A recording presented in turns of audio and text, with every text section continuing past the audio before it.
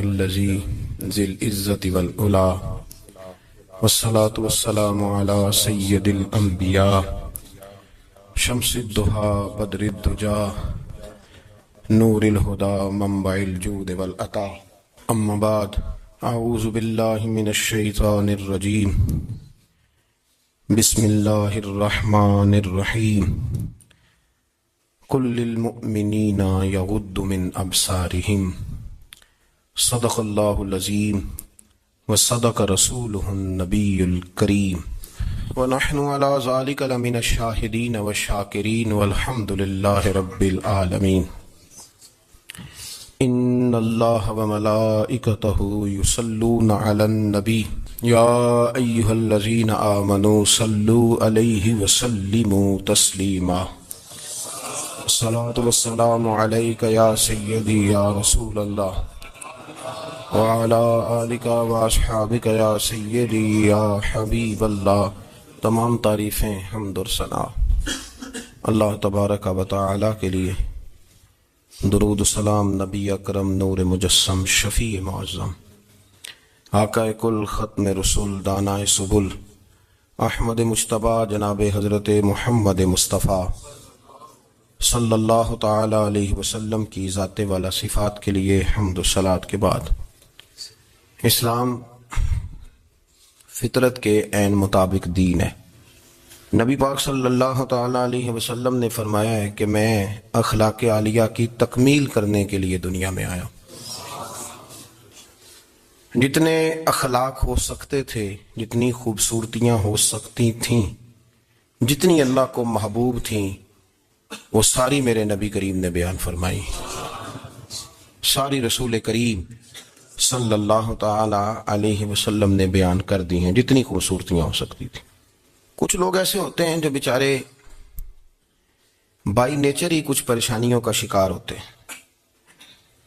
اور قرآن مجید نے جو ارشاد فرمایا نا کہ کچھ لوگ نفس کی خواہش کو اپنا خدا بنا لیتے ہیں، تو وہ بلا وجہ بھی بہت ساری باتیں کرتے ہیں جن کا کوئی وجود نہیں ہوتا۔ عورت کو حقوق دلانے کے لیے بہت سارے لوگ بہت ساری غلط باتیں کرتے ہیں۔ جو لوگ یہاں سے کسی کو لے جاتے تھے نا دبئی دھوکہ دے کے، اور لے جاتے تھے یورپ میں، عرب ممالک میں دھوکہ دے کے لے جاتے تھے، تو وہ بھی کوئی خواب ہی تو دکھاتے تھے کہ اتنے لاکھ تنخواہ ہوگی، اتنا کچھ ہوگا۔ وہاں جا کے پتہ چلتا تھا کہ جیب سے بھی دینے پڑیں گے کچھ۔ بہت سارے لوگ ایسے ہوتے ہیں، وہ سارے خوبصورتی کے نام پر ہی دھوکہ دیتے ہیں۔ آپ کو پتہ ہے کہ جو آدمی کسی کو لالچ دیتا ہے تو کسی کو لوٹنے کے لیے اسے لالچ دینا بڑا ضروری ہوتا ہے۔ لوگ پہلے لالچ دیتے ہیں پھر لوٹتے ہیں، پہلے مکمل لالچ دیتے ہیں، یہ چیز مل جائے گی، یہ چیز مل جائے گی۔ لوگ مکمل لالچ دیتے ہیں، اس کے بعد پھر لوٹتے ہیں۔ اور اگر لالچ نہ دیں تو کوئی آدمی قابو آئے گا؟ لوگ لوٹتے ہیں لالچ دے کر۔ اچھا، اب وہ جو جس کو لالچ دیا جا رہا ہوتا ہے وہ کہہ رہا ہوتا ہے کہ نہیں نہیں تمہیں نہیں پتا، وہ اس وقت ماننے کو تیار نہیں ہوتا۔ وہ کہتا ہے اتنی خوبصورت باتیں کر رہا ہے، اتنی اچھے پیغام دے رہا ہے، تم میرے دشمن ہو، تم مجھے منع کر رہے ہو۔ ہوش تب آتی ہے کہ جب سب کچھ لٹ جاتا ہے۔ عورت کو ویسے بھی قابو کرنا بڑا آسان ہوتا ہے۔ اعلیٰ حضرت بریلوی رحمۃ اللہ علیہ فرماتے ہیں بیٹیاں نازک شیشیاں ہوتی ہیں، ان کو تو ذرا سی چوٹ لگے تو ٹوٹ جاتی۔ دیکھیں کتنا بڑا جملہ کہا بریلی کے امام، نازک شیشیاں، ذرا کوئی آدمی گمراہ کرتا ہے، ذرا خراب کرتا ہے۔ اب دیکھیں نا، یہ جو بچیوں کو بچے مس گائیڈ کرتے ہیں، انہیں بڑے بڑے خواب دکھاتے ہیں، وہ بیچاری ماں باپ کو چھوڑ کے، بہن بھائی کو چھوڑ کے اس کے ساتھ شادی کرتی ہے، پھر جو اس کا بعد میں اشر ہوتا ہے، آپ ادلیاں نو سردار پہن تکے تے شرما والیاں نو جھوٹے ڈولیاں دے۔ پھر وہ بیچاری ماں باپ رکھتے نہیں، وہ ظلم کرتا ہے، تو کتنی بڑی تکلیف میں وہ بچی آ جاتی۔ نازک شیشی ہوتی ہے نا تو ٹوٹ جاتی۔ یہی حال اب جدید خواتین اور یہ جو کچھ اینکر پرسن ہیں، یہ اصل میں نا یہ آپ کو سیاست سکھاتے ہیں، لیکن یہ مادر پیدر آزاد لوگ ہیں، بالکل آزاد۔ یہ تو علماء شور نہ کریں، بات نہ کریں، گفتگو نہ کریں، مشائخ بات نہ کریں، اور یہ جو کچھ سنجیدہ اور دینی طبقہ ہے یہ کچھ شور نہ کرے، یہ تو روڈوں پہ ننگے ہو کے آ جائیں معاذ اللہ۔ خوفناک نظریہ رکھتے ہیں یہ لوگ. عورت کو کہتے ہیں تیرے حقوق ہم تجھے لے کے دیں گے. مثلاً وہ کون سا حق ہے جو تم نے لے کے دینا ہے؟ میرے نبی کریم صلی اللہ علیہ وسلم اس کو بیٹی بھی بنایا ہے, اس کو بہن بھی بنایا ہے, اس کو ماں بھی بنایا ہے, اسے بیوی کا عالی شان رتبہ بھی عطا فرمایا ہے. اور چونکہ بیٹی کا بھی حق بڑا بیان کیا جاتا ہے, بہن کا بھی, ماں کا بھی. اور بیوی کے معاملے میں لوگ سمجھتے ہیں کہ زیادہ بات نہیں کرنی چاہیے, شاید مسئلہ خراب ہو جائے. حالانکہ نبی پاک صلی اللہ تعالی علیہ وسلم نے بیوی کے بارے میں پتہ کیا فرمایا؟ فرمایا جب تم نکاح کر لیتے ہو تو اپنا ایمان محفوظ کر لیتے ہو.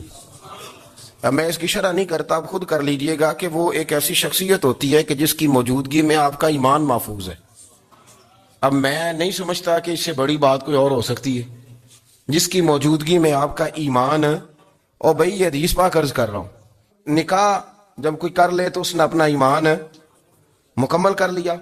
اس کا معنی یہ ہوا کہ آپ کا ایمان محفوظ ہے اس کی موجودگی میں. تو اس سے زیادہ بھی, یعنی ایمان سب سے قیمتی چیز ہے نا, تو اس کے محفوظ ہونے کی وجہ حضور نے نکاح بیان کر دی. اب میرا خیال ہے بیوی اگر کوئی اس سے بڑا حقوق مانگے گی تو بیوقوفی کرے گی. اتنا بڑا درجہ نبی کریم نے اسے عطا کر دی, اتنا بڑا مقام دے دیا کہ تو خاوند کے ایمان کے محفوظ ہونے کا ذریعہ بن گئی ہے. عورت کو جو حقوق رسول کریم صلی اللہ تعالی علیہ وسلم نے عطا فرمائے, نبی پاک نے جو حقوق دیے. دیکھیں نا, حضرت عبداللہ ابن عمر رضی اللہ تعالیٰ عنہ کی اہلیہ بیمار تھی, تو جلدی جلدی سے وہ آئے. تو جب بہت جلدی ہو, سفر بڑا شدید تھا, تو آپ نے جلدی سے نماز ادا کی, جلدی سے چلے. آپ کے خادم کہنے لگے حضور خیریت ہے؟ فرمایا میری بیوی بیمار ہے. تو اس نے عرض کی حضور آپ کی اہلیہ بیمار ہے. تو آپ نے نماز بھی جلدی سے پڑھی, سفر بھی جلدی جلدی کیا. تو فرمانے لگے یہ وہ چیزیں ہیں جو ہمیں مدینے والے رسول نے سکھائی. آپ اس کیفیات کو سمجھیں کہ حضور صلی اللہ علیہ وسلم نے درس دیا. اور پھر ایک اور بہت بڑی بات, یہ فضیلت کسی اور کو نہیں دی. جو عورت کو حضور نے فضیلت دی, یہ فضیلت کسی اور کو نہیں دی. کبھی حضور نے فرمایا کہ تمہارا ابا تمہارے ساتھ بہت سخت رویہ کرے تو تم نے اس کو اس سختی پر داد دینی ہے. فرمایا چلو اگر وہ زیادتی بھی کرے تو تم نے اس کے ساتھ سلوک اچھا ہی کرنا ہے. لیکن آپ ایک بات کو سمجھے نا کہ بچے کے بارے میں, بیٹے کے بارے میں, بیٹی کے بارے میں فرمایا 10 سال کے ہو کے نماز نہ پڑھے تو سختی کرو, تمہارا ڈنڈا بھی لٹکنا چاہیے. بہت ساری جگہوں پہ بہت سارے لوگوں کے لیے سختی کا حکم دیا, لیکن عورت کے لیے حضور نے جو جملے کہے, اصل میں ہم سمجھتے ہیں کہ یہ ایک بات ہے, مشہور ہو گئی ہے روایت حدیث, تو بس اس کے پس منظر پر اور جملوں کے حسن پر شاید معاذ اللہ غور کرنے کی ضرورت نہیں. ذرا اس لفظ کی تاثیر پر غور کریں. حضور نے فرمایا عورت ٹیڑھی پسلی سے پیدا کی گئی ہے, یہ ٹیڑھی ہے, کو سیدھا کرنے کی کوشش کرو گے تو ٹوٹ جائے گی. تو حضور پھر ہمارے لیے حکم کیا ہے؟ فرمایا جیسی ہے تم اسی کے ساتھ نبھا کرو. آپ سمجھیں کہ اتنا محفوظ حضور نے درجہ دے دیا بی بی کو, اتنا محفوظ کہ فرمایا غلطی بھی ہو تو میرے غلاموں تم اس کے ساتھ نبھا کرو, گزارا کر لو. کو کیا اور حق چاہیے عورت کو, جس کو اس کی غلطیوں سمیت نبی پاک نے قبول کرنے کا حکم دے دی کہ اس کی کمزوریوں سمیت قبول کر لو. اب اس کو اور کیا کوئی کمزوریوں سمیت قبول کرتا ہے؟ کبھی آپ دکان پہ بیٹھے ہو تو آپ کہیں بھی اس میں یہ بھی غلطی, میرے مال میں یہ بھی کمزوری ہے, یہ بھی کمزوری ہے, یہ بھی کمزوری ہے, تو کر لے قبول. کرتا ہے کوئی؟ کوئی شخص ایسا ہو جو کسی چیز کی کمزوریاں بیان کر کے کہ اسے قبول کرو؟ پر رسول کریم صلی اللہ تعالی علیہ وسلم نے نا ہمیں سبق دیا, حضور نے ہمیں درس دیا, نبی پاک نے ہمیں پیغام دیا. فرمایا یہ ٹیڑھی ہے, سیدھی کرنے کی کوشش کرو گے تو بیچاری ٹوٹ جائے گی, تو اس کے ساتھ نبھا کر جاؤ. آپ میری بات کو سمجھیے گا.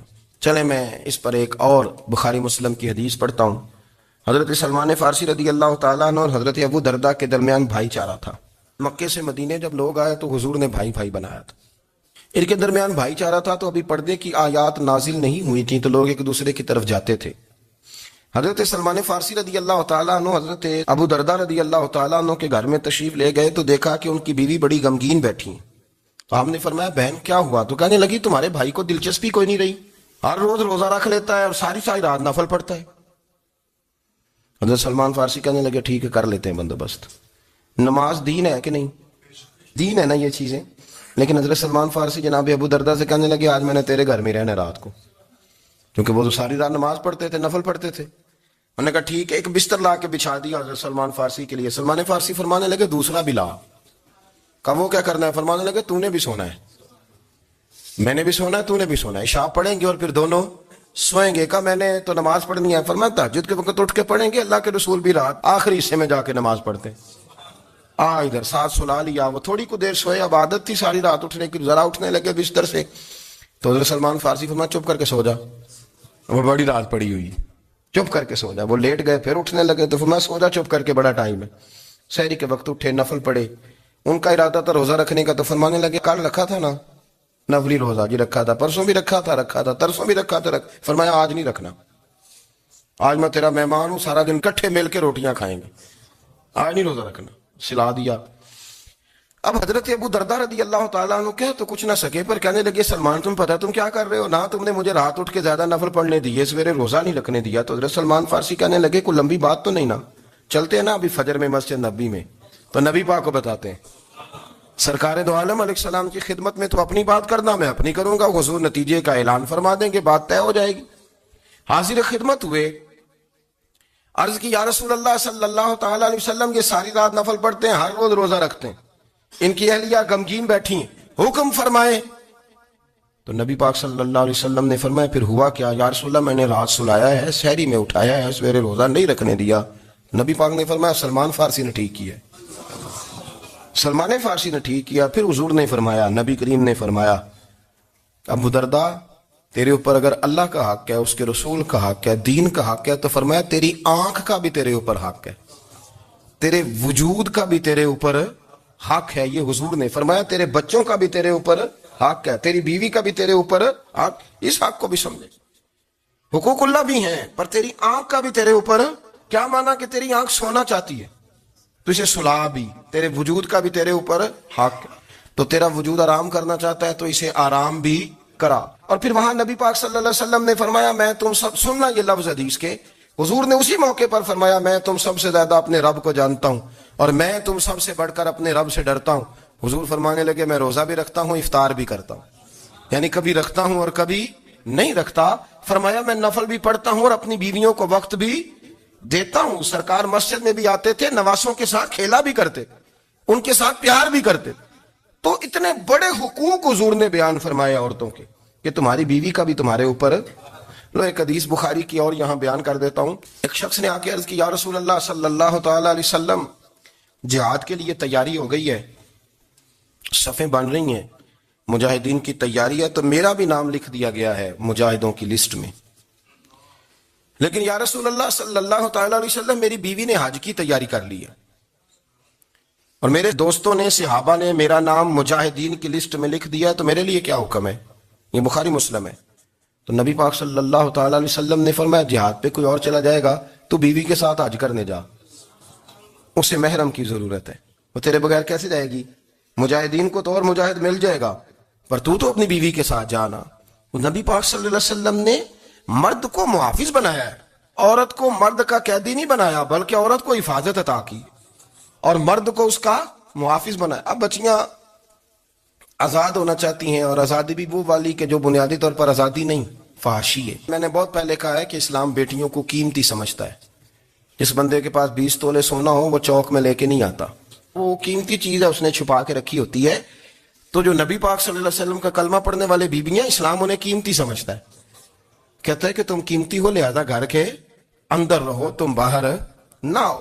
لیکن عورتیں ہیں کہ ان کو بلا وجہ لوگ خراب کر دیتے ہیں اور بلا وجہ وہ اس مغالطے کا شکار ہو جاتی ہیں. اب آگے بڑھتے ہیں. قرآن مجید نے سورہ نور کی آیت نمبر 30 میں کہا کہ کل للمؤمنین یغضوا من ابصارہم, فرمایا کہ اے محبوب علیہ السلام مومن مردوں سے کہہ دو کہ اپنی نظریں جھکا کے رکھیں, اپنی نظریں. اور اگلی آیت میں فرمایا وَقُلْ لِلْمُؤْمِنَاتِ يَغْضُضْنَ مِنْ أَبْصَارِهِنَّ, فرمایا کہ اے محبوب مومن عورتوں سے بھی کہہ دو کہ اپنی نظریں جھکا. مرد بھی اپنی نظر جھکا کے رکھے گا عورت کی طرف, لیکن یہ ساری پابندی صرف مرد پر نہیں, عورت بھی غیر محرم کا چہرہ نہیں دیکھے گی, اس پر بھی اسی طرح نظر جھکانے کا حکم ہے. جس طرح کہ وہ ہر دکاندار کو بھائی جان کہہ کے گفتگو کرنے کی اس کو بھی اجازت نہیں ہے کہ وہ بھی وہ سمجھے کہ پابندی تو مرد نے کرنی تھی, میں نے تھوڑی کرنی تھی. وہ جس کے پاس جائے, جہاں بھی جائے, ڈاکٹر کے پاس جائے, باہر جائے, تو وہ جس طرح مرضی اس کا دل چاہے وہ بات چیت کرے, اس کی عورت کو بھی اجازت اسلام نہیں دیتا. بنیادی طور پہ اسلام شرم و حیا کا دین ہے, حیا کی بات کرتا ہے. حیا کی جب ہم تعریف کرتے ہیں تو حیا کی تعریف یہ ہے کہ کوئی کبھی چیز دیکھ کے نا تو آپ کی طبیعت میں کراہت محسوس ہو, آپ کوئی غلط جملہ منہ سے نکالتے ہوئے ذرا جھجکیں, آپ کوئی غلط بات کرتے ہوئے تھوڑا بوجھ محسوس کریں. ہمارے ہاں تیزی سے فروغ پایا ہے بے حیائی میں. سنگیوں کی محفلیں, یاروں کی محفلیں, اس میں غلیظ گفتگو ہوتی ہے. الا ماشاء, جن دوستوں کو بڑی پاک صاف گفتگو کرنی چاہیے. دوستی کا رشتہ بڑا مقدس رشتہ ہے. جو یہاں ایک دوسرے سے پیار کریں گے جنت میں بھی اکٹھے داخل کیے جائیں گے. شرط یہ ہے کہ پیار اللہ رسول کی رضا کے لیے ہو, لیکن اس کے اندر اگر آپ کی گفتگو کچی ہو, کمزور ہو, فحاشی والی ہو, عریانی والی ہو. وہ ہمارے ہاں تو اب اس کو لوگ فیشن سمجھتے ہیں, اس کو مردانگی کی علامت سمجھتے ہیں کہ وہ جی ساری باتیں جی وہاں ہو گئیں, اور جس کا جو جی چاہا اس نے کہا. آپ جب حیا کے دائرے میں ہوتے ہیں تو آپ خود بھی سکون محسوس کرتے ہیں. دیکھیں نا, آپ کو نیند سکون سے کہاں آتی ہے؟ جہاں کمرہ بند ہو, چاروں جانب دیوار ہے, اوپر چھت ہے, خالی دروازہ بھی کھلا ہوا ہونا تو جب بندہ سکون لینا چاہتا ہے تو کہتا ہے یار ذرا دروازہ ذرا بند کر دو. وہ اچھی طرح اپنے آپ کو چھپا لیتا ہے نا حیا کے پردے میں, تو اللہ اسے سکون عطا کرتا ہے. اور جو اس سے بھی زیادہ ٹھنڈی نیند میں جانا چاہتا ہے وہ کہتا ہے لائٹ بھی بند کر دو. اب وہ مکمل طور پہ سمجھتا ہے کہ میں چاروں جانب سے چھپ گیا ہوں, اگر میں کھول کے بھی سو جاؤں گا تو میرا چونکہ پردہ قائم ہے تو مجھے کوئی دشواری نہیں ہوگی. آپ جب چھپ جاتے ہیں, جب آپ حیا کے اندر سمٹ جاتے ہیں, جب آپ چادر کے اندر آ جاتے ہیں تو آپ بہت ساری جگہوں پہ آسانی محسوس کرتے ہیں. تو حیا تو آپ کو سکون دیتی ہے, حیا تو دل کو راحت دیتی ہے. میں بڑی ذمہ داری سے بات عرض کرتا ہوں, قرآن مجید نے نا ایک مقام پہ مذاق کو, ایک مزاح ہوتا ہے خوش طبی, وہ نہیں مذاق, مذاق اڑانا. قرآن پاک نے نا مذاق کو ایک جگہ پہ جاہلوں کا طریقہ بھی قرار دیا ہے. بنی اسرائیل کے لوگوں سے حضرت موسیٰ نے کہا کہ گائے ذبح کرو اور ایک ٹکڑا مقتول کو مارو, زندہ ہو کے خود بتا دے گا مجھے کس بندے نے قتل کیا. تو کہنے لگے آپ ہمارے ساتھ مذاق کر رہے ہیں. تو قرآن مجید کہتا ہے کہ حضرت سیدنا موسیٰ علیہ السلام فرمانے لگے اعوذ باللہ ان اکون من الجاہلین, فرمانے لگے میں اللہ کی پناہ مانگتا ہوں کہ میں جاہلوں میں سے ہو جاؤں. یہ مذاق کرنا تو جاہلوں کا طریقہ ہے. اگر آپ کی زبان سے بے حیائی کا جملہ نکل گیا, اگر آپ کی زبان سے بے حیائی کا جملہ نکل گیا, آپ نے کہہ دیا کہ ہم آزاد لوگ ہیں, جو مرضی کریں گے, جو مرضی کہیں گے, جو ہمارا دل میں آئے گا کریں گے, تو پھر تو لوگ آپ کا وہ حشر کریں گے کہ آپ سے برداشت ہی نہیں ہوگا. جس کا لوگ مذاق بنا لیتے ہیں اور جو مذاق بن جاتا ہے پھر اسے کوئی جینے دیتا ہے. آپ حیا کی چادر میں چھپیں گے تو بچیں گے. اگر آپ نے اپنا مذاق بنوا لیا یہ کہہ کے کہ میں نے مرضی کرنی ہے, پھر یاد رکھنا چھپنے کو جگہ نہیں ملے گی, پھر تکلیف میں آ جائیں گے, پھر بہت بڑی اذیت کا شکار ہو جائیں. شرم و حیا, عرب کے اندر جو کواری لڑکیاں تھیں ان میں بڑی حیا ہوتی تھی. الحمدللہ میں بڑے فخر سے کہتا ہوں کہ میرے پنجاب کی, میرے پاکستان کی بیٹیاں بھی 20 دفعہ ان کا ابا کہے تیری شادی کرنی ہے تو وہ آنکھ نہیں اٹھا پاتی آج بھی. یہ تو وہ چند لوگ ہیں جو کہتے ہیں ہم ہائی کلاس ہو گئے, ہمیں نہیں پتا کہ وہ روشن خیال ہو گئے ہیں کہ روغن خیال ہو گئے, پتہ نہیں کدھر چلے گئے. ورنہ ہماری بیٹیاں آج بھی جب ان سے ان کا باپ, ان کی ماں بات کرتی ہے تیری شادی کی, تو وہ تو شرم کے ساتھ پچھلے سے پچھلے کمرے میں چھپتی ہیں. یہ اللہ نے فضل کیا ہوا ہے اس ملت پر. تو عرب کی لڑکی بڑی حیا والی ہوتی تھی, اس سے کوئی بات کرنی پڑتی تھی تو 20 دفعہ بات کی جاتی, پھر بھی وہ عورت چھپتی پھرتی تھی. حضرت عائشہ صدیقہ رضی اللہ تعالیٰ عنہ فرمانے لگی میرے نبی پاک صلی اللہ علیہ وسلم عرب کی کواری لڑکیوں سے بھی زیادہ حیا کرنے والے. قاضی حجاز مالکی نے, شیخ عبدالحق محدث دہلوی نے, دیگر بزرگ جو سیرت نگار گزرے انہوں نے لکھا ہے کہ نبی پاک صلی اللہ علیہ وسلم کے اندر 100 مردوں سے زیادہ طاقت تھی. 100 مردوں سے زیادہ طاقت. اب جو بات کہنے لگا ہوں, جو نتیجہ دینے لگا ہوں, اس پر خاص توجہ آپ فرمائیں گے. ذرا فکری طور پر, نظریاتی طور پر ایک چیز کو سمجھیے. ہم سمجھتے ہیں کہ جوان لڑکا ہے جی جو مرضی کرے, عمر ہے جی.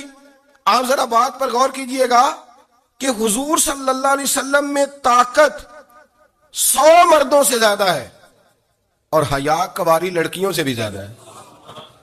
ذرا اس بات کا تقابلی جائزہ کیجئے گا کہ طاقت 100 مرد سے زیادہ ہے لیکن حیا کواری لڑکی سے بھی زیادہ ہے. اس کا معنی یہ ہوا کہ جس ٹہنی کو پھل زیادہ لگ جاتے ہیں وہ جھکا کرتی ہے. تو حیا تو حسن ہے, حیا تو آپ کو پاک صاف کرے گا, حیا تو آپ کو نرالا کرے گا, انوکھا کرے گا. وہ ہمارے ایک دانشور ہے, تم نے مضمون لکھا, کئی باتیں بڑی پسند آتی ہیں وہ کہتے ہیں کہ میری اہلیہ، ان کو بھی کسی نے نا مس گائیڈ کر دیا تھا، حالانکہ اچھی خاتون ہے، کسی نے مس گائیڈ کر دیا، تو وہ بھی سماجی اور ویلفیئر، اور یہ خواتین کو شوق ہوتا نا بننے کا، تو وہ بھی سماج کے اندر اچھا مقام تلاش کرنے کے موڈ میں آ گئی. تو کہیں ایک دن جانا تھا تو بڑی بن سنور کے میرے ساتھ وہ گاڑی میں بیٹھ گئی. تو میں گاڑی میں، عورتوں کو یہ بھی مسئلہ ہوتا ہے نا کہ ہماری تعریف کرو، تو کئی دفعہ بعد مردوں بیچاروں کو جھوٹ بولنا پڑتا ہے، تو زبردستی کراتی ہے نا جی. تو اس میں گنجائش بھی دی ہے شریعت نے گنجائش دی ہے کہ کبھی بیوی کو راضی کرنے کے لیے خلاف واقعہ بات کرنی پڑے تو کر لینی چاہیے. تو وہ کراتی بھی ہیں. 3 موقع پر خلاف واقعہ بات کرنے کی اجازت ہے. واقعے کے خلاف بھی آپ بات کر سکتے ہیں. جنگ کے موقع پر 2 لوگوں کو صلح کرانے کے لیے اور بیوی کو راضی کرنے کے لیے کر لیں کوئی ایسی بات، بے شک اپنی طبیعت پہ جبر کر کے کر لیں، گنجائش ہے، اجازت ہے. تو وہ کہتے ہیں جب وہ گاڑی میں میرے ساتھ بیٹھی بن سنور کے، تو وہ تقاضا کرنے لگی کہ میں نے مطلب بڑے اچھے کپڑے پہنے ہیں پر آپ نے توجہ نہیں کرائی. وہ سیانا بندہ تھا، وہ چاہ رہا تھا کہ میری خاتون سمجھ جائیں.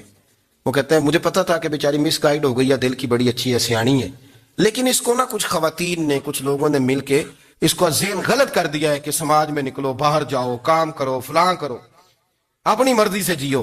تو میرے ساتھ گاڑی میں بیٹھی کہیں جانے کے لیے، تو مجھ سے کہنے لگی کہ آپ نے میری طرف توجہ ہی نہیں کی، آپ نے کوئی ذکر ہی نہیں کیا کہ میں کیسی لگ رہی ہوں.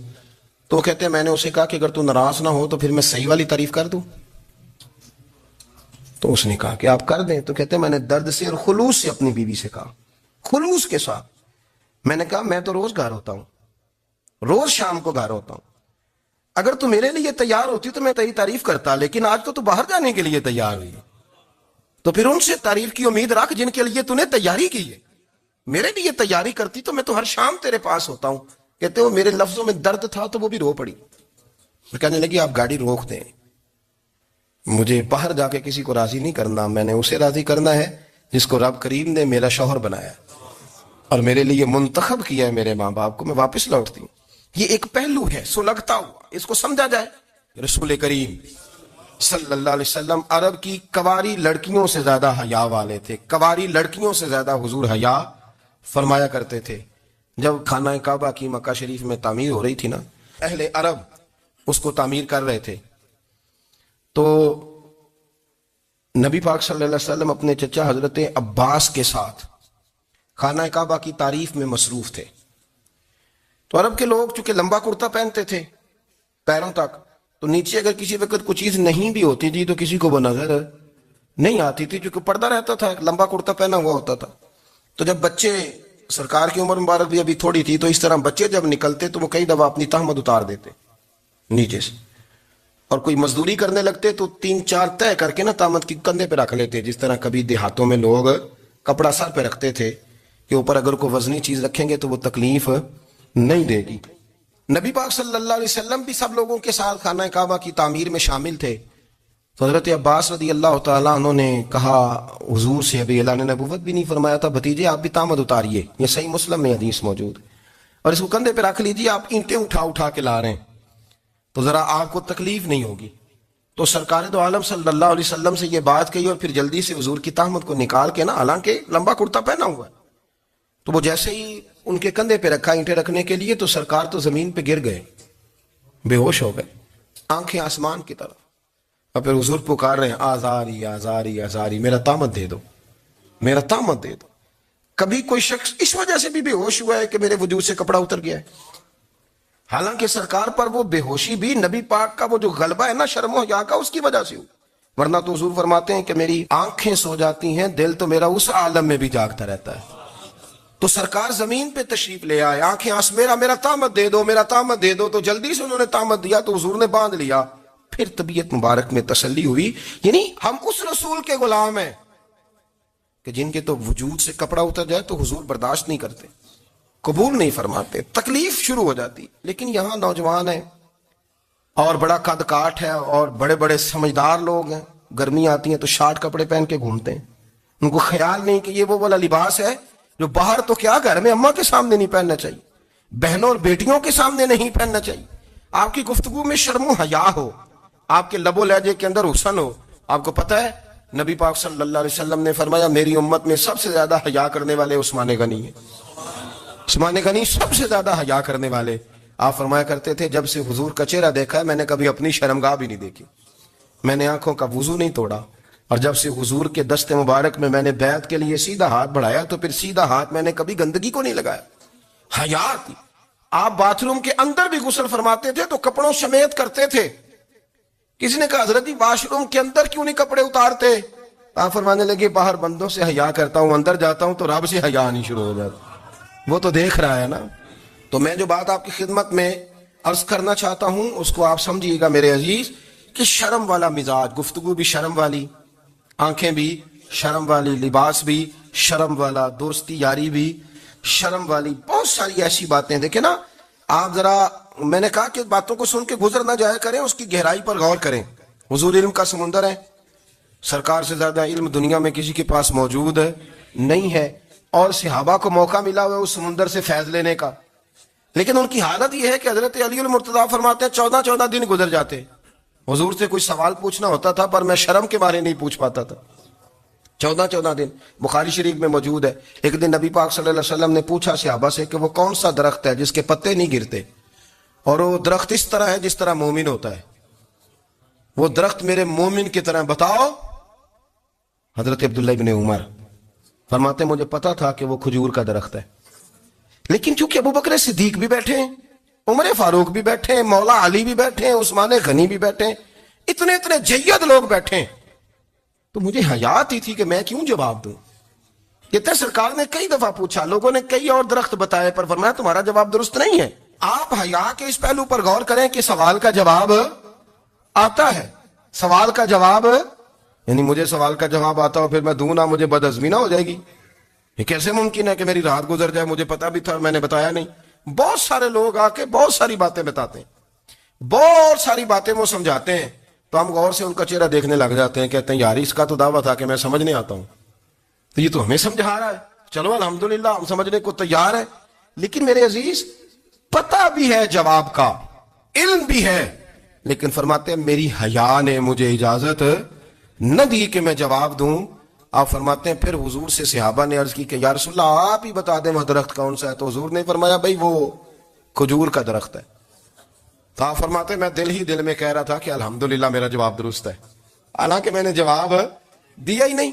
تو لفظوں میں حیا، جملوں میں حیا، آنکھوں میں حیا، اٹھنے میں حیا، بیٹھنے میں حیا، چلنے میں حیا ایک خوبصورت حسن ہے، اور نبی پاک صلی اللہ علیہ وسلم نے فرمایا جب تو بے حیا ہو جائے نا پھر تو آزاد ہے، پھر تو جو مرضی کا، پھر تو جو۔ اس لیے بزرگ جب کسی کو بے حیا کہتے تھے نا، اللہ اکبر، اور جب کسی کو کہتے تھے نا یہ بے حیا ہے تو لوگ سمجھتے تھے کہ ہلکی سی بات کر دی، لیکن ان کا معنی یہ ہوتا تھا کہ بس بھائی اب اس کے ساتھ کوئی کلام کرنے کی ضرورت ہے، اس کو اب اصلاح کی ضرورت نہیں، یہ بے حیا ہے۔ کیا معنی؟ کہ اب یہ جو اس کے دل میں آئے گا وہ کرے گا، جو اس کی طبیعت چاہے گی وہ کرے گا، اب یہ کسی پہلو بھی قابو آنے کو تیار ہے، بے حیا ہو گیا۔ بے حیائی بہت بڑا عیب ہے، اور جو لوگ کہتے ہیں کہ ہمیں بالکل آزادی ہونی چاہیے، ہمارا اپنا جسم ہے تو ہماری اپنی مرضی چلے گی۔ ایک وزیر صاحب ہے، پتہ نہیں میں ان کو جانتا تو نہیں، انہوں نے سینٹ میں تقریر کی ہے، میں نے ان کی بات سنی ہے، اس نے کہا نہیں بھائی جسم رب کا ہے تو مرضی بھی تو رب کریم کی چلے گی، اور مرضی بھی اللہ کی۔ یہ مجھے تھوڑا سا مسئلہ ہے جسم پر، کبھی کبھی مجھے کثرت سفر سے الرجی ہو جاتی ہے۔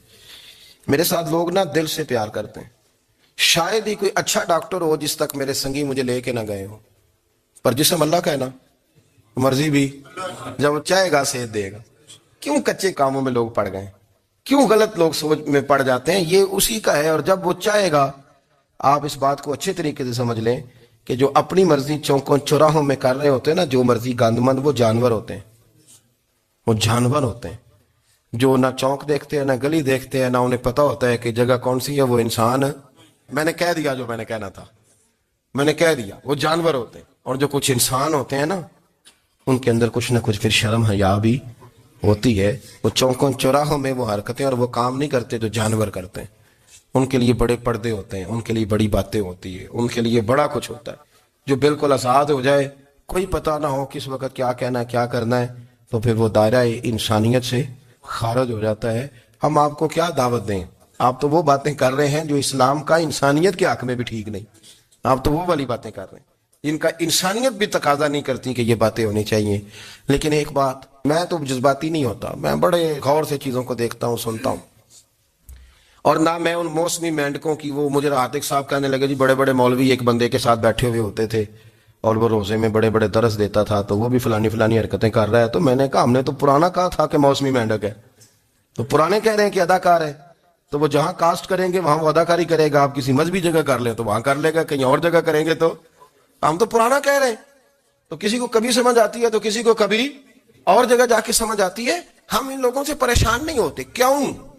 سن لیں، کوئی مایوسی نہیں. ان کے اندر جتنا زور ہے وہ لگائیں.